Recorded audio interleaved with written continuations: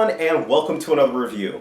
Today we're going to go ahead and review a fragrance that was released just this year, just this month. We're talking about a fragrance that I've really been looking forward to. I've been excited ever since the moment I heard about it. The notes were strong. We're talking about Thierry Mugler's Pure Tonka. Now, this is the box, which is very similar to the other boxes from the fragrance line. Very similar. The only difference really is the colorway, and it's got this kind of rose colorway coming through it. And the bottle is, again, very similar to the other Thierry Mugler bottles. This one, again, the only difference with this is it's got, it's pure black, and then it's also got a, what I would call kind of like a creamish color star. But other than that, it's kind of the exact same bottle. Now, at first I thought when I immediately pulled this out of its box that it was metal, but I was completely wrong. It's not actually metal, it's a plastic-y type of bottle. Now, the other strange thing, at least happening with my bottle, is my bottle, I think, was leaking, and I'm not sure if it's because of the way that I was carrying it, because I was carrying it to and from work and testing it out at different times, and so I'm not sure if something actually happened to it, but I'll look into it. Either way, that's what the actual presentation of the bottle is. It comes in one main size, a 3.4, which is going to run you about $90 retail right now. The only place I think you can get it is the Thierry Mugler website, so check it out if you're interested in getting it.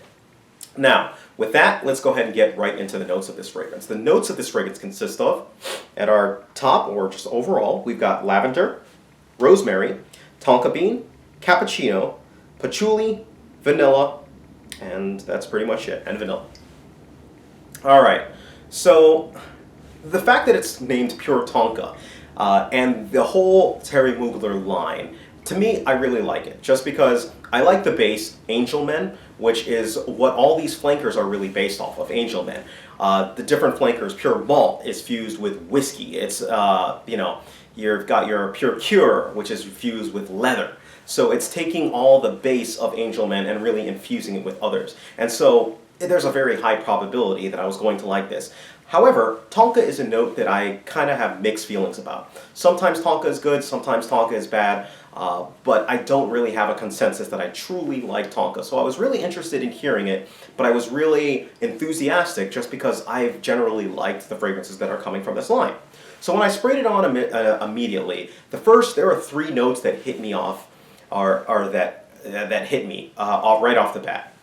The three notes are lavender, tonka, and patchouli. Those are three really strong notes, and the lavender really mixes with the tonka and patchouli, and it gives it this really big screech. Like it comes out at you, like you spray it on, and it can catch you by surprise. It kind of just smacks you in the face, and it really reminds me of how I interpreted the very first Angel Men. Angel Men has this harsh opening, and this has a harsh opening as well too. Now the key with this is don't give up on this scent, because after about an hour it turns into this magical scent and begins to develop, and the strength of this fragrance really relies in its development basically. Starts off harsh, but it starts to smooth out. That vanilla starts to kick in a little bit more. The tonka starts to settle down a little bit more. That lavender kind of recedes into the background. And what you're left with is a scent that smells like a cookie, almost, if you will. Like a cookie or some sweet coffee that's kind of mixed together. And the patchouli, again, that patchouli, it mellows out. Everything mellows out. And it becomes a scent that really mixes with your skin well and kind of really melds with your body composition well. If there's one thing that I like about scents, and there are some scents that do it better than others, or there are some scents that really mix with your body type rather than being something that you wear on top. This is one of those fragrances that mixes in with your body type. So for that reason alone, I'll highly suggest that if you're thinking of getting this one, and you don't have a budget or anything like that, see if you can get a sample. Buy a smaller amount from somebody who's going in on a split, just because this is probably going to be one of those ones that, mixes. Either it's going to be a hit or a miss. It's very much like the original Angel Men. Either hit or miss, you love it or you hate it.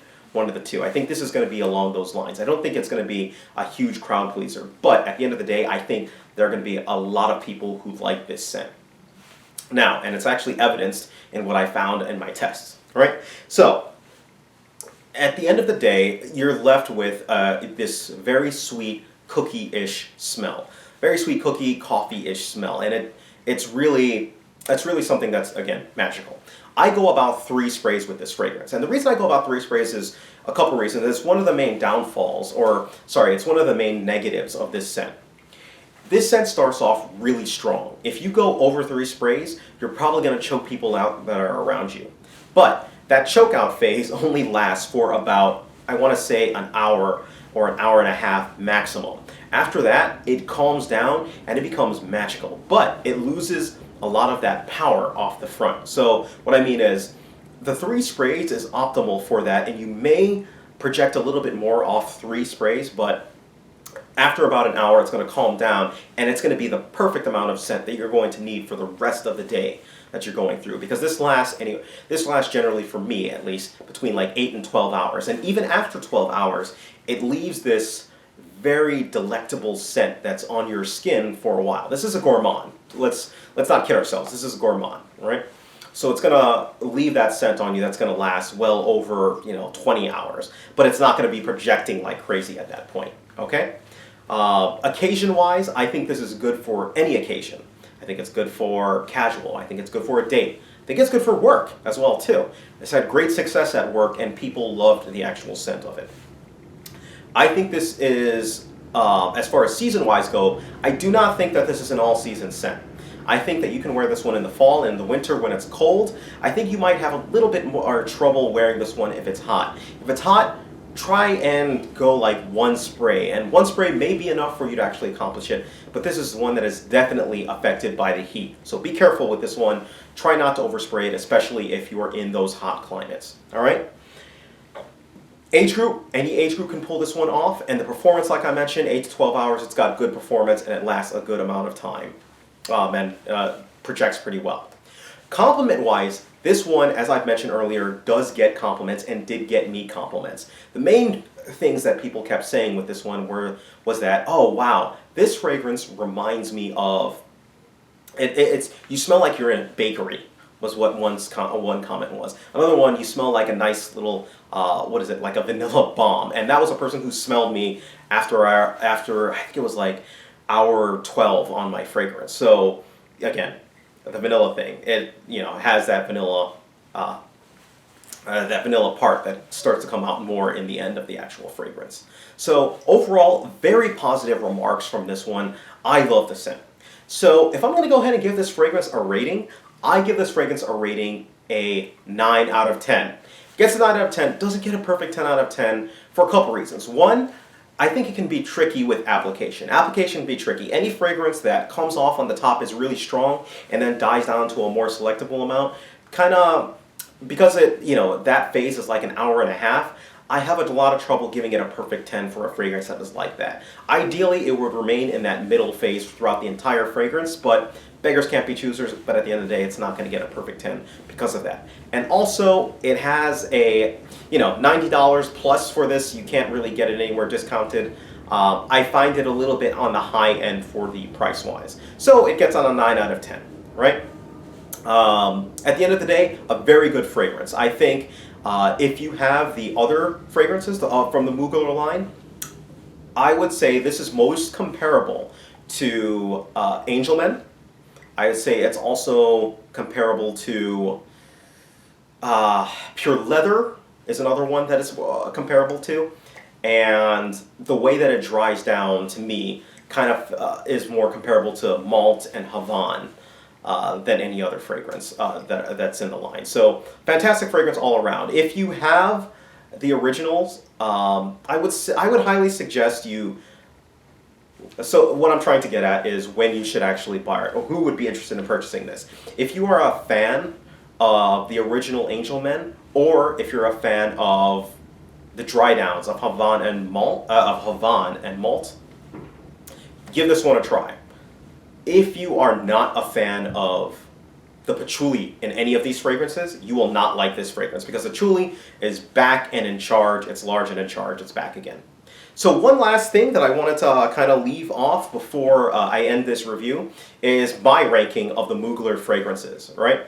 So this is just my personal ranking. The only one it excludes is Pure Creation, since I have not tried that one, and I keep hearing from people it smells too much like pure malt, but at the same time I hear from other people it's not like the same. Either way, I have not tried it. Here's my ranking of how I would rank the Mugler fragrances, or the Pure line.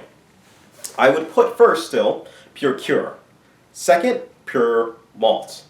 Third, Ultra Zest.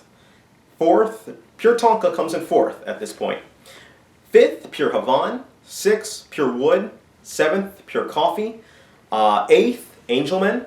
And at that point, I'll draw a line. All of those fragrances I listed above, I love and are great fragrances. The ones below this line are not so. I just do not like these ones, which are Pure Chili and Pure Shot. Those are the two fragrances to me that I, at this point, deem flops from the Mugler line. I don't like those fragrances. If you guys like them, perfectly fine. No skin against me.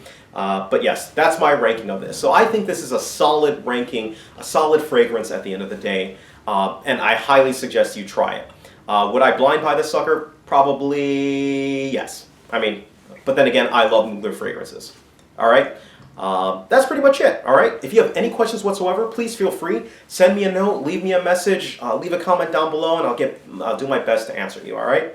Take care, guys, and you guys have a great day.